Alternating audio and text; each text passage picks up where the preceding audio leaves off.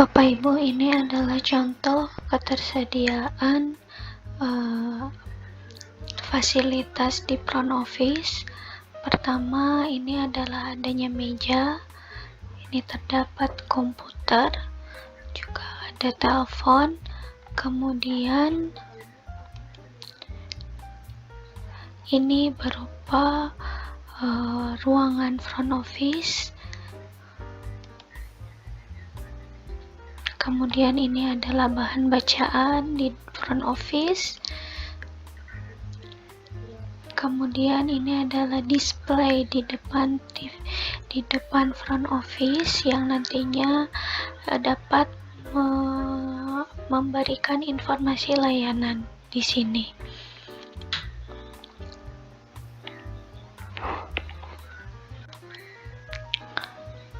Kemudian untuk selanjutnya adalah aspek keempat berupa aspek sistem informasi pelayanan publik.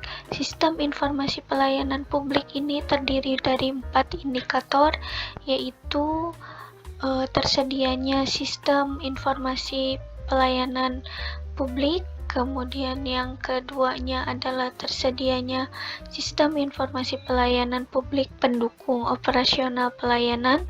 Yang ketiganya adalah kualitas penggunaan SIPP elektroniknya, baik itu website atau aplikasi. Kemudian yang keempat adalah pemutakhiran data dan informasi di kanal digital yang dinas, badan atau UPTD miliki. Nah, untuk indikator pertama yaitu terkait dengan ketersediaan sistem informasi pelayanan publik. Untuk informasi publik, Bapak Ibu bisa menggunakan berbagai media, baik itu media elektronik maupun media non-elektronik untuk penyampaian informasi publiknya. Pertama, untuk melalui media lisan, biasanya ini terdapat pusat informasi. Biasanya ini adalah pusat informasi di front office. Kemudian untuk media lisannya berupa media papan pengumuman, atau bisa berupa media papan pengumuman atau media cetak. Nah, untuk media papan pengumuman biasanya ada disediakan papan pengumuman seperti mading, seperti itu. Nah, Bapak Ibu bisa menempelkan informasi-informasi layanan di situ. Atau berupa media cetak. Media cetak itu berupa banner misalkan, atau poster, atau misalkan spanduk yang ditempel, yang di dalamnya berupa layanan-layanan informasi berupa pelayanan, SOP atau sebagainya. Nah, selanjutnya adalah sistem berupa informasi publik itu juga berupa sistem informasi berupa pelayanan publik elektronik namun belum online. Biasanya ini berupa e-kios, display TV atau layar monitor. Nah, display TV yang Bapak Ibu miliki di ruang tunggu dapat diisi atau dapat digunakan untuk menampilkan informasi-informasi publik Bapak Ibu seperti standar pelayanan atau SOP layanan, kemudian alur pelayanan, atau biaya atau tarif pelayanan, atau misalkan jam pelayanan, seperti itu Bapak Ibu. Nah, kemudian yang keempat adalah tersedia sistem informasi pelayanan publik yang berbasis online atau website. Biasanya website ini Bapak Ibu, kalau tidak salah, Bapak Ibu di dinas atau badan atau di UPTD sudah memiliki website masing-masing. Nah, di dalam website itu Bapak Ibu dapat menggunakan website tersebut sebagai media penyampaian informasi pelayanan publiknya. Seperti itu Bapak Ibu. Nah, untuk yang terakhir adalah sistem informasi pelayanan publik online-nya atau website-nya telah terhubung dengan sistem informasi pelayanan publik nasional. Nah, ini biasanya di website Bapak Ibu dapat dihubungkan, atau misalkan Bapak Ibu dapat memiliki akun SIPPN yang dari Kemenpan RB. Kebetulan untuk dinas yang kalau tidak salah pelayanan publiknya ke masyarakat, kalau tidak salah untuk PTSP, Disdukcapil, kemudian Puskesmas, SIPPN-nya sudah ada, jadi tinggal diakses saja dan digunakan untuk penyebaran informasi Bapak Ibu. Nah, contoh dari semua sistem informasi untuk informasi pelayanan publik ini adalah sebagai berikut. Nah, ini berupa tampilan website di SIPPN. Ini untuk Dinsos, ini untuk Kecamatan Cijulang, dan ini untuk RSUD Pandega. Nah, untuk Dinsos dan Kecamatan Cijulang ini masih kosong, jadi sebaiknya diisi Bapak Ibu, diisi oleh admin SIPPN-nya atau admin websitenya, seperti itu Bapak Ibu. Contoh lainnya adalah sebagai berikut.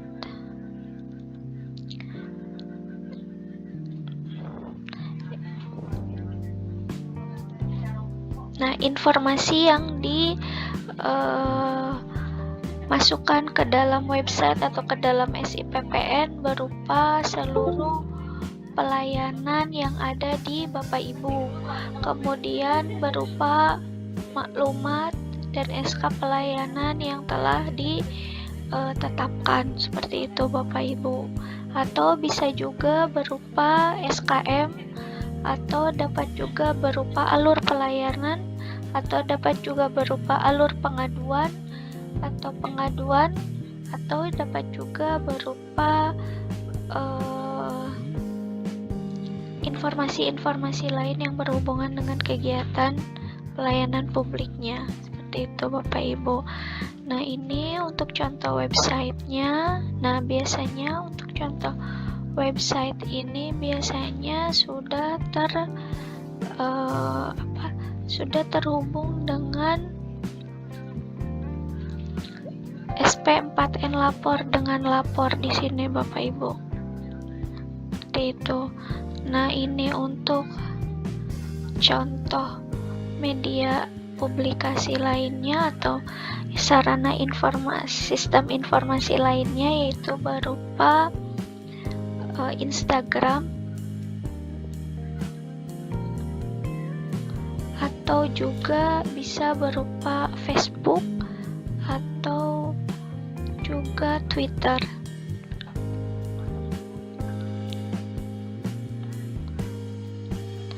Aspek yang kedua dari aspek sistem informasi pelayanan publik adalah berupa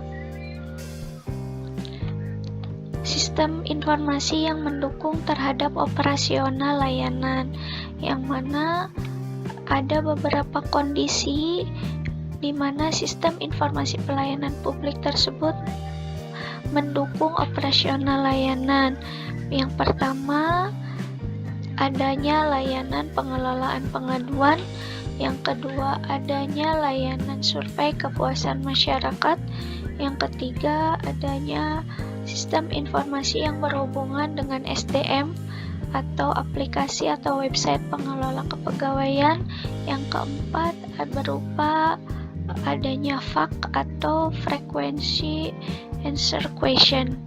Nah, yang kelima adalah pengelolaan keuangan, adanya sistem informasi pelayanan publik pengelolaan keuangan bagi layanan yang berbayar. Kemudian yang keenam adalah unsur lainnya. Nah, contoh-contoh bukti dukung dari ketersediaan sistem informasi pendukung operasional pelayanan adalah sebagai berikut. Pertama, ini adalah SIPPN itu sendiri. Kemudian ini adalah websitenya, Facebooknya, medsosnya. kemudian ini adalah Instagramnya. Kemudian yang lainnya Bapak Ibu dapat juga men-screenshot atau memfoto layanan yang berhubungan dengan SP4N Lapor. Nah, Bapak Ibu dapat men-screenshot akun span lapor dinas, badan, atau PTD Bapak Ibu sendiri. Kemudian untuk seluruh sistem informasi pelayanan publik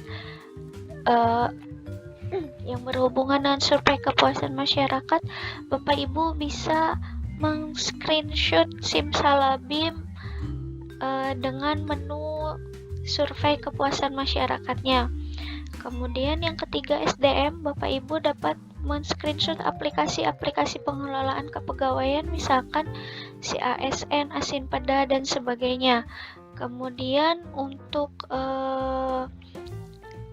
pengelolaan keuangan pelayanan publik bagi layanan berbayar, misalkan di puskesmas atau di RSUD sendiri ada sistem informasi yang mengelola tentang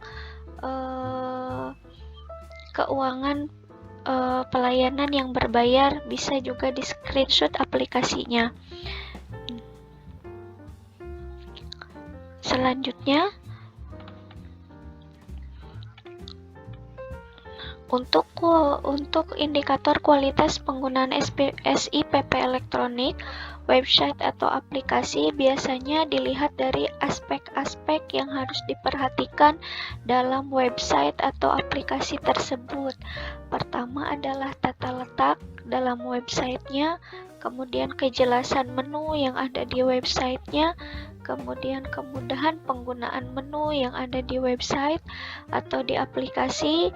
Yang kelima adalah compatibility tampilan websitenya antara tampilan web di HP atau di ponsel atau nanti di laptop. Jadi apakah compatibility-nya bisa dibuka di HP atau di mobile. Dan yang terakhir adalah domain situsnya adalah domain situs pemerintah. Jadi Bapak Ibu untuk website diusahakan atau diwajibkan untuk menggunakan domain GoID. Dan untuk menu-menu yang lainnya adalah disesuaikan dengan layanan-layanan yang mendukung di dinas atau di UPTD Bapak Ibu. Nah, contoh pertanyaan yang ada di kuesionernya adalah sebagai berikut. Nah, ini Bapak Ibu contoh-contohnya. Apakah SIPP elektronik berbasis website atau aplikasi tersebut mudah dioperasikan? Apakah nantinya website tersebut mudah diakses? Atau apakah website tersebut memiliki navigasi yang memudahkan pengguna layanan? Navigasi itu adalah biasanya bentuknya menu-menu yang ada di website. Ya, jadi menu-menu tersebut dapat mudah dicari Bapak Ibu.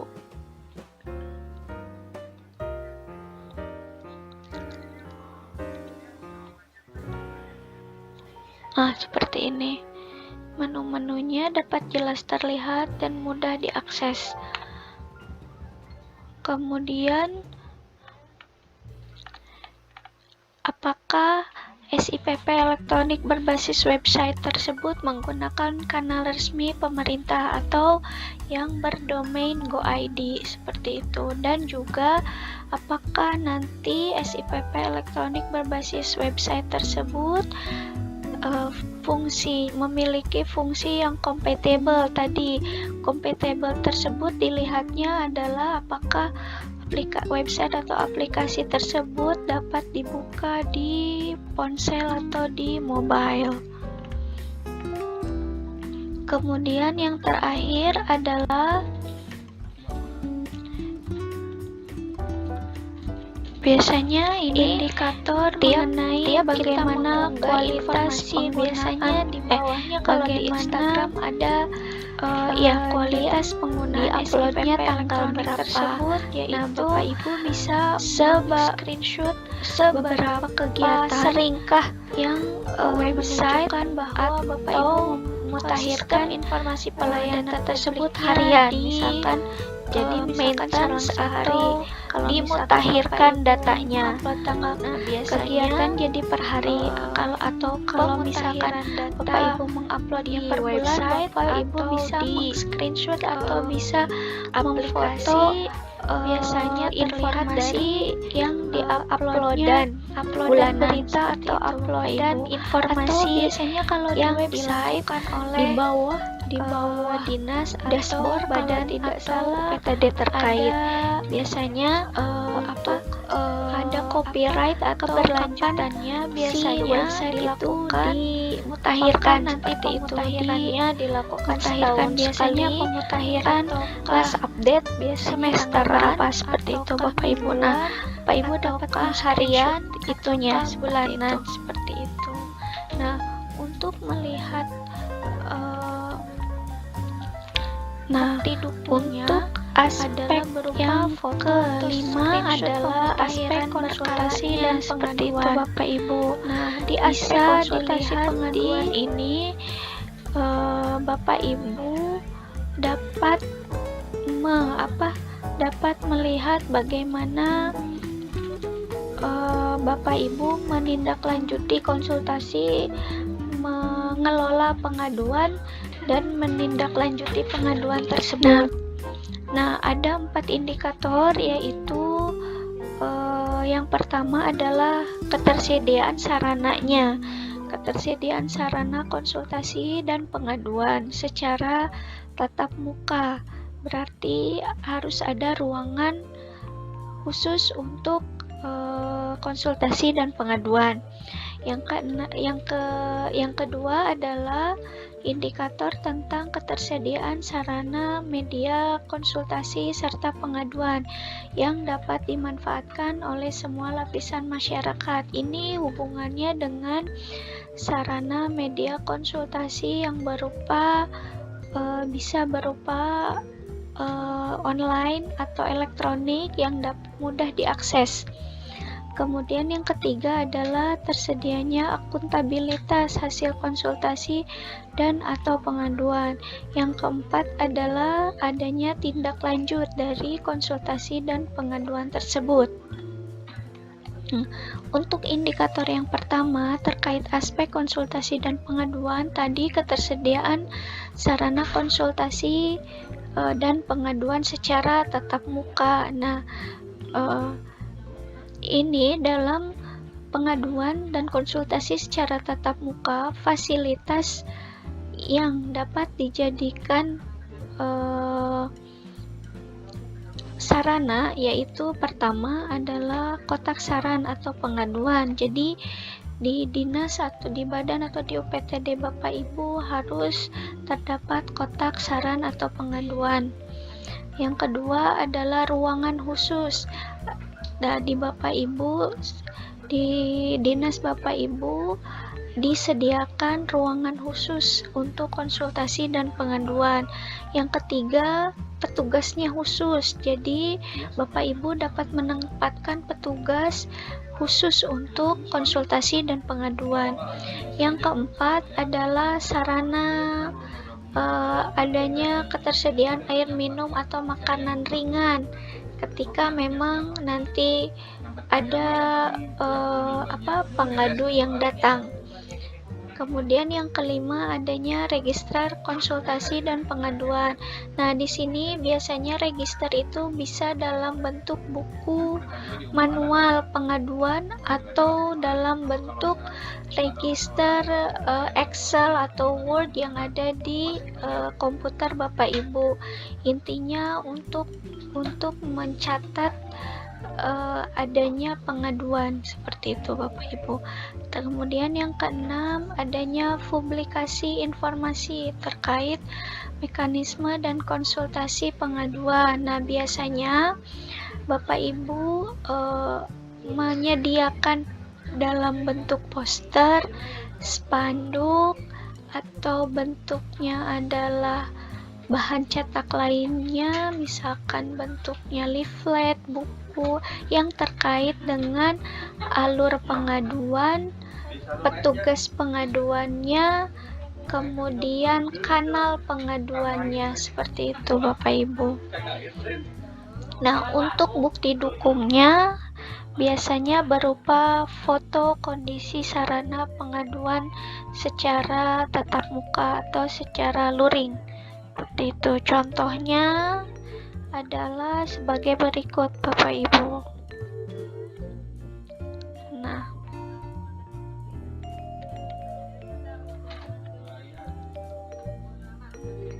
Nah, ini adalah berupa publikasi sarana publikasi, konsultasi, dan pengaduan. Nah, ini adalah berupa ruang petugas pengaduan khusus yang menerima pengaduan atau yang menerima konsultasi. Dan ini adalah khusus ruang pengaduan.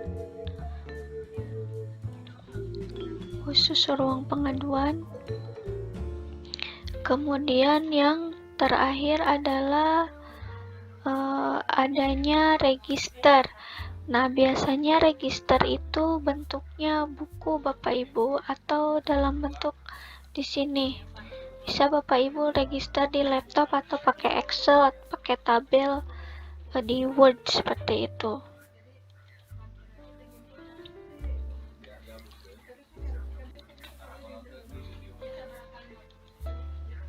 Nah, contoh pertanyaannya adalah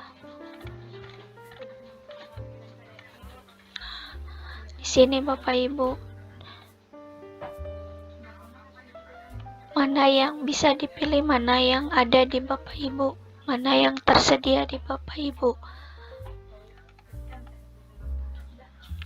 Kemudian untuk selanjutnya adalah indikator yang kedua dari konsultasi dan pengaduan, adanya tersedia sarana dan media konsultasi. Nah, biasanya ini hubungannya dengan media SP4N lapor. Nah, Bapak Ibu, untuk menjawab indikator yang kedua, yaitu tentang adanya ketersediaan konsultasi dan pengaduan, Bapak Ibu bisa memilih di sini apakah nantinya tersedia sarana konsultasi dan pengaduan.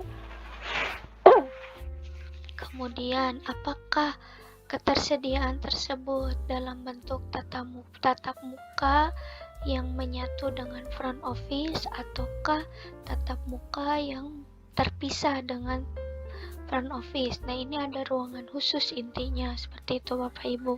Kemudian, apakah tersedia konsultasi secara daring atau daring melalui email. Nantinya ini terkait dengan sarana-sarana konsultasi dan pengaduan. Misalkan bentuknya bisa pengaduan melalui email, bisa melalui SMS, bisa melalui media sosial, atau bisa melalui website pengaduan mandiri, atau bisa juga melalui SP4N lapor, seperti itu. Nah, untuk buktinya, Bapak Ibu bisa mencantumkan foto akun SP4N lapor dinas, badan, atau PTD Bapak Ibu. Bisa juga men-screenshot aplikasi atau website atau medsos atau SMS atau email yang digunakan untuk sarana konsultasi dan pengaduan Bapak Ibu. Nah, yang bukti dukung yang satunya lagi adalah terkait dengan tadi Bapak Ibu, terkait dengan SK atau petugas khusus. Bisa dilampirkan juga SK petugas sarana pengaduannya atau SK tentang pengelolaan pengaduan.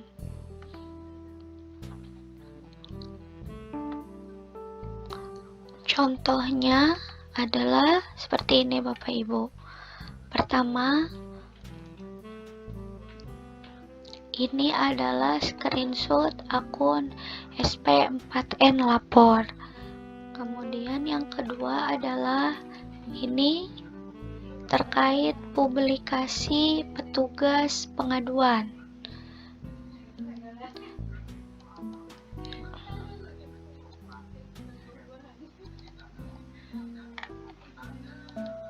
Seperti itu Bapak Ibu. Kemudian selanjutnya adalah indikator yang ketiga, yaitu terkait tersedia akuntabilitas hasil konsultasi dan atau pengaduan.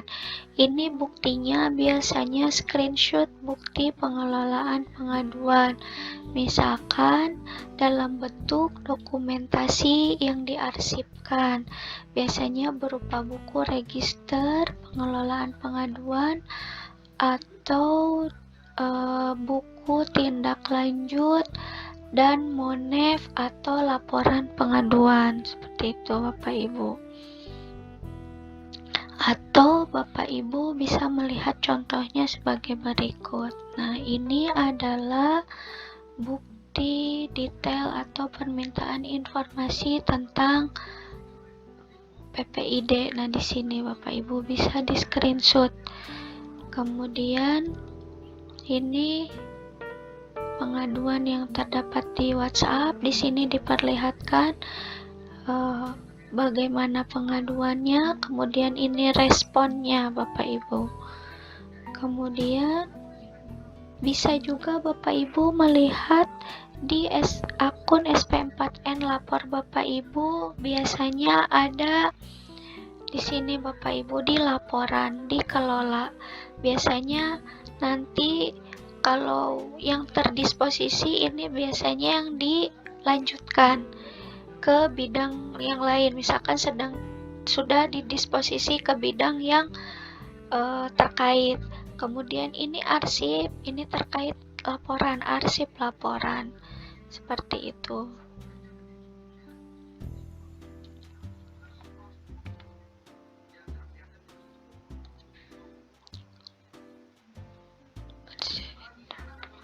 Nah, untuk yang terakhir, contoh pertanyaannya adalah sebagai berikut Bapak Ibu.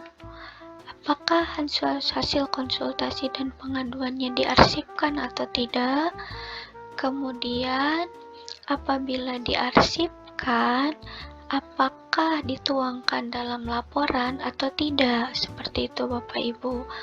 Kalau misalkan dilaporkan, apakah laporan tersebut dilakukan monef atau monitoring dan evaluasi, seperti itu Bapak Ibu. Jika dilakukan adalah bagaimana hasil konsultasi pengaduan dan apakah hasil konsultasi dan pengaduan tersebut ditindaklanjuti. Nah, apabila ya, apakah juga hasil konsultasi dan pengaduan tersebut dipublikasikan. Nah, ini biasanya bukti dukungnya adalah berupa dokumentasi kegiatan konsultasi dan pengaduan. Tadi bisa berupa screenshot WhatsApp atau berupa screenshot Twitter, Facebook, atau di span lapor yang memperlihatkan bahwa adanya pengaduan.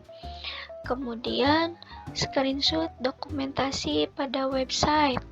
Nah, apabila ada pengaduan yang melalui website, bisa di screenshot juga pengelolaan pengaduannya. Kemudian screenshot juga aplikasi mobile dan SP4N lapornya. Jadi Bapak Ibu bisa men-screenshot ketika adanya pengaduan yang memperlihatkan pengaduan, seperti itu. Dan juga laporan berkala. Biasanya laporan berkala itu bentuknya adalah laporan hasil tindak lanjut pengaduan, biasanya seperti itu Bapak Ibu. Laporan berkalanya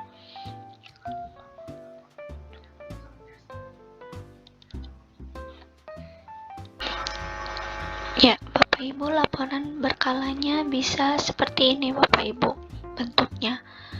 Jadi periodenya disebutkan, kemudian di sini ada nomor, ada tanggal, media, pengaduan atau konsultasinya melalui media apa disebutkan, kemudian nama pelapornya siapa ketika itu ada nama pelapornya, kalau tidak ada bisa disebutkan anonim seperti itu, kemudian komplain atau pengaduannya seperti apa, kemudian di sini bagaimana penyelesaiannya, kemudian di sini ada grade apakah itu harus segera atau tidak laporan itu ditindaklanjuti, kemudian ini jam masuk laporannya atau jam masuk pengaduannya atau jam masuk konsultasinya. Ini adalah waktu selesai ditanggapi keluhan atau pengaduan tersebut. Nah, ini bisa waktu tanggap itu berapa lama konsultasi atau pengaduan itu ditindaklanjuti, misalkan satu jam, 1 hari, 2 hari, seperti itu Bapak Ibu. Nah, kategori komplainnya ini termasuk kategori yang mana bisa juga seperti ini. Nah, ini awal akhir itu untuk menunjukkan berapa lama nantinya pengaduan atau konsultasi tersebut ditindaklanjuti. Seperti itu Bapak Ibu. Kemudian terakhir ini indikator terakhir di aspek konsultasi dan pengaduan tadi ini juga berhubungan dengan tersedianya tindak lanjut atas konsultasi dan pengaduan tersebut.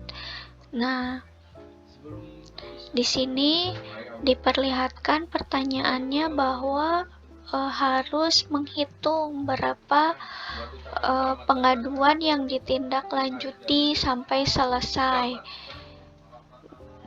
Pertama, tidak ada konsultasi untuk atau pengaduan yang ditindaklanjuti. Kemudian di sini berapa jumlah konsultasi dan pengaduan yang masuk seluruhnya dari semua kanal sarana konsultasi pengaduan. Jadi berapa konsultasi yang masuk semua dari berbagai sarana. Kemudian pertanyaannya berapa jumlah konsultasi dan pengaduan yang masuk ke span lapor. Jadi ini khusus pengaduan atau konsultasi yang masuk di media SP4N lapor. Kemudian pertanyaan selanjutnya adalah berapa jumlah konsultasi dan pengaduan yang ditindaklanjuti hingga selesai dalam SP4N lapor. Nah, ini harus dilihat di akun SP4N lapornya Bapak Ibu, mana yang sudah selesai. Biasanya ada di laporan, kalau tidak salah yang sudah selesai berapa, yang masih proses berapa, seperti itu Bapak Ibu kalau untuk di span lapor. Kemudian di sini bagian perhitungannya adalah untuk mengetahui berapa presentasi pengaduan yang ditindaklanjuti hingga selesai adalah jumlah pengaduan yang ditindaklanjuti hingga selesai dibagi dengan jumlah pengaduan yang masuk. Seperti itu Bapak Ibu.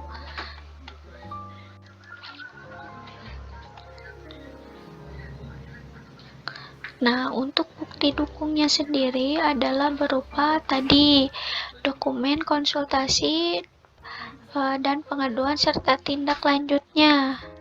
Seperti ini Bapak Ibu. Kemudian screenshot tampilan pada SP4N lapor yang menunjukkan jumlah konsultasi dan pengaduan yang masuk dan yang telah ditindaklanjuti. Biasanya ini ada di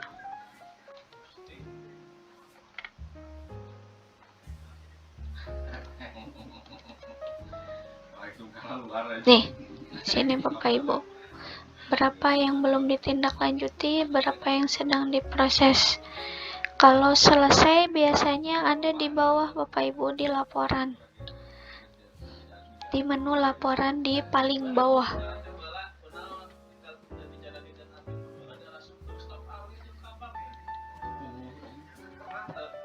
Nah, kemudian untuk aspek terakhir adalah mengenai aspek inovasi. Aspek inovasi terdiri dari 2 indikator, yaitu penciptaan inovasinya, kemudian sumber daya pendukung inovasi itu sendiri.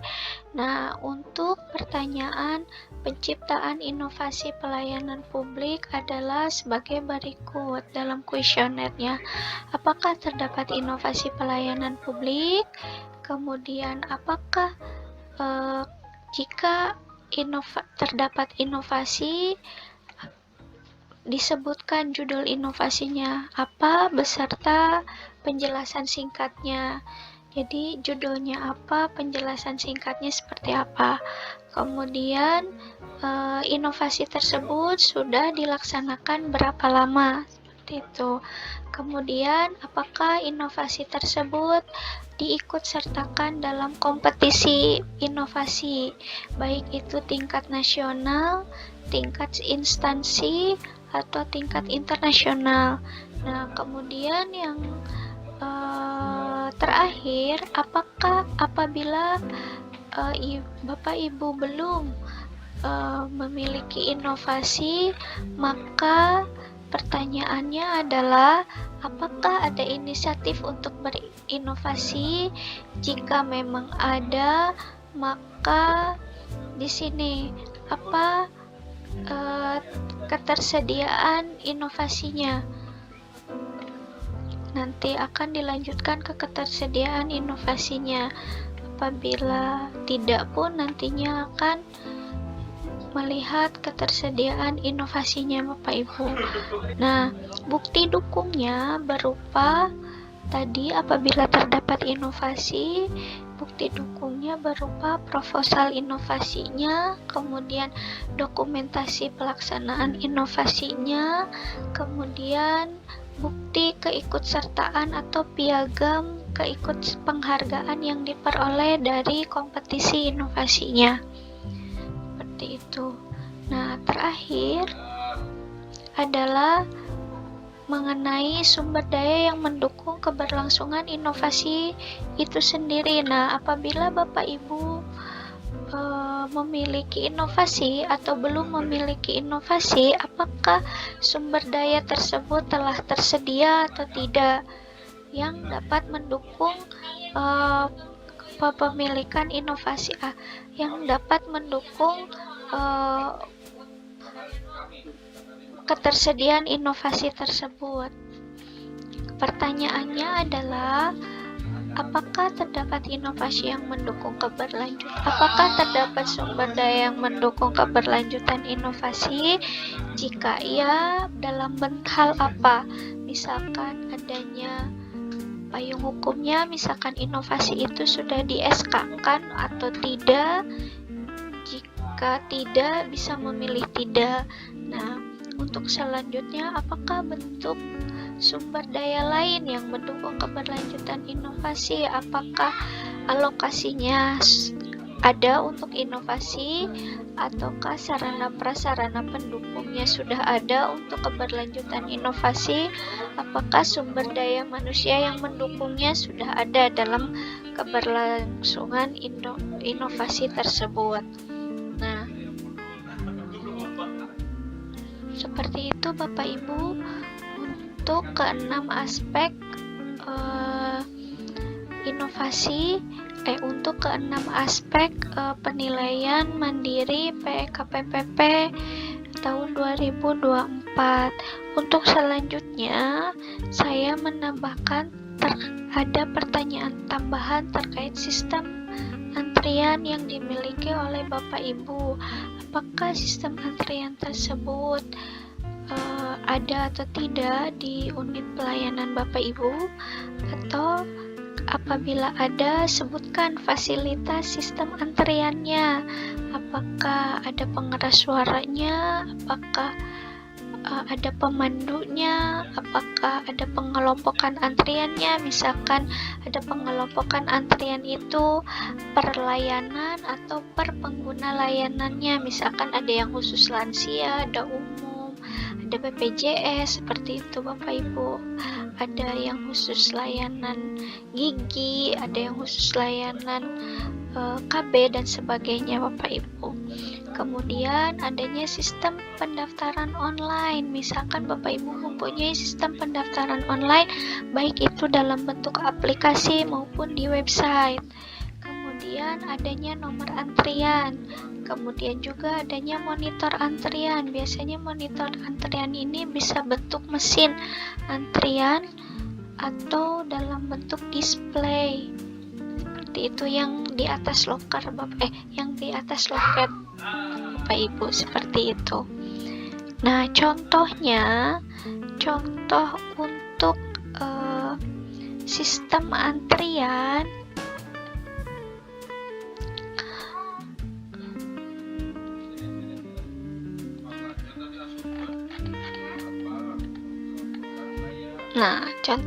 antrian seperti ini Bapak Ibu. Ini ada pengelompokan, kemudian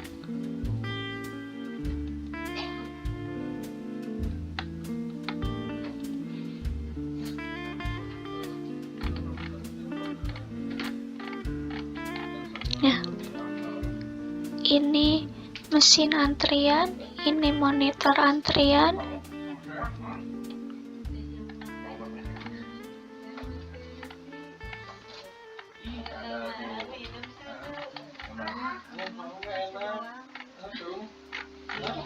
Kenapa nggak boleh nggak boleh menerima permen dari om-om di sini ya? Seperti itu Bapak Ibu.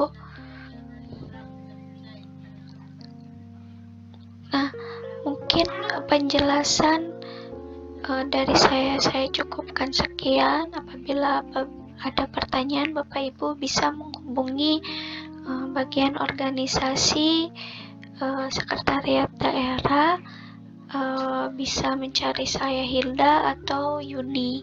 Seperti itu Bapak Ibu. Terima kasih atas perhatiannya. Assalamualaikum warahmatullahi wabarakatuh.